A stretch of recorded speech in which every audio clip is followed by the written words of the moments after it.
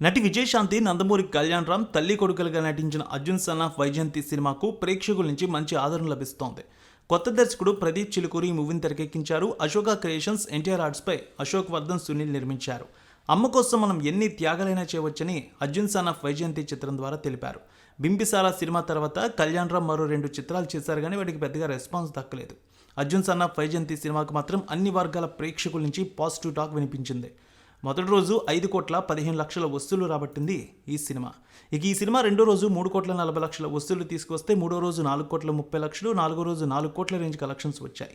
ఐదో రోజు 3 కోట్ల రూపాయలు, ఆరో రోజు 2 కోట్ల రూపాయలు, ఏడో రోజు 1,50,00,000, ఎనిమిదో రోజు 1,20,00,000 మేర కలెక్షన్స్ వచ్చాయి. తొమ్మిదో రోజు 80,00,000, పదో రోజు 75,00,000 మేర కలెక్షన్స్ వచ్చాయి. 11వ రోజు 70,00,000, 12వ రోజు 60,00,000, 13వ రోజు 50,00,000 మేర కలెక్షన్స్ వచ్చాయి. 14వ రోజు 40,00,000, 15వ రోజు 30,00,000 మేర కలెక్షన్స్ వచ్చాయి.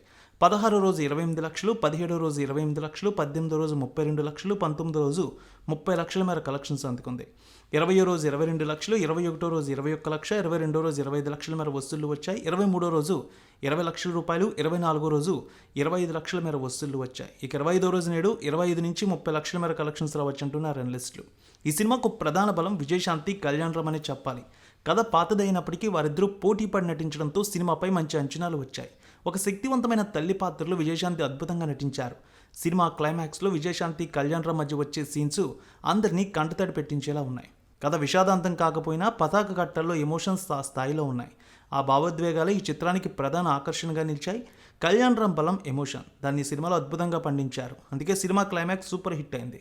ఆఖరి 30 నిమిషాలు అన్ని వర్గాల ప్రేక్షకులను అర్జున్ సన్ ఆఫ్ వైజయంతి కట్టిపడేసింది.